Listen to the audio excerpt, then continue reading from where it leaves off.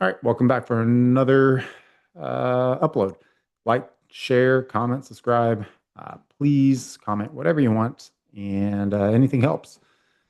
So, I was sent this article about caffeine, particularly energy drinks, how it stunts muscle repair.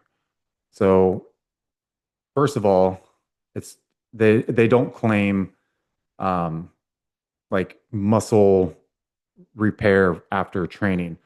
However, they do say in the study that they are focusing on uh, post muscle injury and they are looking at stem cells and how well it can repair and help you recover from the injury. Uh, Now, they don't specify what type of injury. There's a big difference between a full tear and partial tear in muscles and what muscle we're talking about within the body. They are focusing on teenagers and athletes. And again, they don't tell us what type of teenager. Are they sedentary? Do they have a lot of lean muscle? Are they morbidly obese? Are they on other medications? Do they sit down all day and play video games and never get sunlight? And again, they don't tell us what type of athletes. So are they tennis players, ping pong players? Maybe they are football players. I don't know. But the other problem with this study is that it is also done in vitro in a test tube, right? In vitro. But they seem to be attacking big energy drink companies like Celsius, Rockstar, Monster, and Red Bull. So the link uh, for the studies through the scientific reports, effects of energy drinks on myogenic differentiation of murin C2C12 blast, myoblast. Again, it's just stem cells.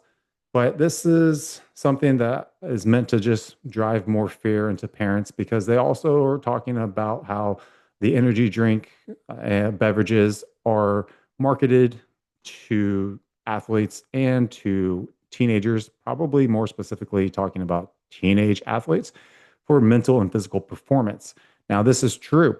We do use caffeine and other amino acids and vitamins and minerals and herbs to help increase our our performance uh, in school for video gaming for uh, athletic performance. If we do use it for in the gym, caffeine is a wonderful.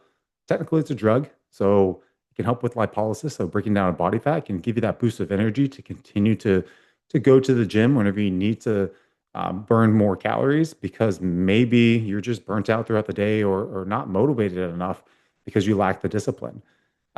Now, chronic use of caffeine can dull adenosine receptors. So you might need more to have that same effect, or you might just not have the effect after a chronic use of caffeine. However, the upper tolerable limit for everybody is different. FDA claims 400 milligrams to 600 milligrams is the upper limit. However, a lot of people they metabolize caffeine at a high rate, like myself, and I can do a gram a day, no problem. And my cortisol and my blood work and everything on my blood work, which I've shown on the internet, there are videos. You can go back and look at my videos. My blood work's great. It's awesome. Now the bad part is about having energy drinks or caffeine. Tons of caffeine could be coffee. They just chose not to attack coffee. Um, Post injury is that it does increase cortisol. So we want cortisol to be low so that our body can rest and digest and not so have all these stimulants to increase our sympathetic nervous system. So we want that parasympathetic nervous system to rest and digest, but then also to start the repair process. But you're not going to be intaking, like if you have a monster, which is like 160 milligrams of caffeine for whatever it is, a 16 ounce or something, that's not going to cause vasoconstriction to where blood flow and gets impeded to the area. And it's not going to cause systemic stress on your CNS to spike cortisol. What's more important here that we need to look at is overall macronutrients and micronutrients. Like this is something that they fail to always add into these because they isolate things to try to bring some sort of point to their hypothesis to because they have an agenda with some other group. Like like if you get enough protein, carbohydrates, healthy fats, micronutrients, get some sun, the supplement with vitamins that can help with relaxing your body, some extra magnesium, some B vitamins to partition the food that you're eating, the nutrients, fish oils. I mean, if you start like those are all variables that help with the muscle repair process and helps with the stem cell process. So the agenda of this article is to really just say, hey, they're marketing these energy drinks to our teenagers. They are going to be destroying their lives after injury. Well, first off, a lot of teenagers don't even go outside anymore to even get an injury. They're just going to have tight uh, IT bans because they've been sitting in their chair too long playing video games. So, what's really the main villain in this should be uh, the food industry with marketing cereals and marketing processed foods to all these teenagers, right? And then the parent goes and buys all those things for the teenagers. So the parents are to blame in this situation, right? They, so what? The teenagers, they have a job or they have an allowance, they go and they get an energy drink. That's fine. Why is that so bad for someone to drink one or two monsters or rock stars in a day, but yet it's perfectly fine for them to go and slam down a bag of Doritos and drink coffees from Starbucks with all the sugars. And again, typically whenever people buy these energy drinks, they're buying the zero sugar ones. Like unless you are in dire need of carbohydrates because of a physical job, I mean, I don't see the sales of full sugar energy drinks being that big of a deal. But then if we're also going to be putting the full sugar energy drinks in the study, let's take a look at spiking your blood glucose and having insulin resistance. That's going to impede your muscle repair. So it's not the caffeine, it's the sugars, right? So same thing, if we did this test and we said, oh, well, if someone got injured, a muscle injury, a muscle tear, and we found out that a bag of Doritos, so Doritos cause slow muscle repair or it impedes on muscle repair. I mean, we could do the same study. I can do it with any type of processed food. So I wouldn't put any merit into this study.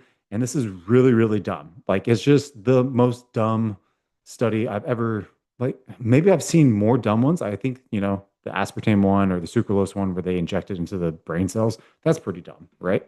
But this one, it kind of takes the cake because they're trying to find blame on an industry that's making tons of money. It's highly profitable. But caffeine is good for physical performance. It just is. We see it all the time. It's good for mental acuity. We're even coming out with nootropics now, or things that are labeled as nootropics that we could also label as energy. So now we're just going, why don't we just call caffeine, instead of saying they're energy drinks, just nootropic drinks, right? Because technically it's also a nootropic. So we just switch words around and beat marketing. So that's my opinion on this. Again, these things pop up all the time. I hate it so much that we have to deal with this and then have parents so uptight and make crazy comments about this, and then trying to say you can't have energy drinks because you're 16 years old, but yet the parent slams down, 4 cups of coffee, and they have a poor diet, and then they do that and then don't even do exercise, and they just watch a series on Netflix that night.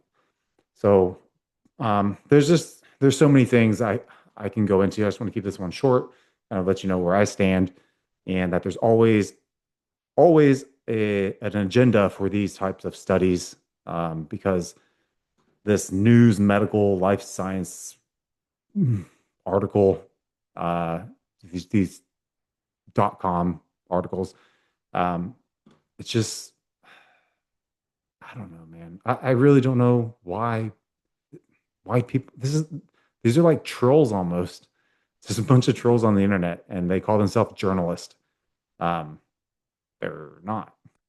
Anyways, leave your comments below. Tell me how energy drinks cause cancer. Tell me how energy drinks cause myocarditis. Maybe they cause blindness, whatever you want to say, because whatever you think, it's just from another dumb article and you can't prove it because Bob drinks water, Bob has cancer, water causes cancer. So, again, we'll be back with another video. Thank you.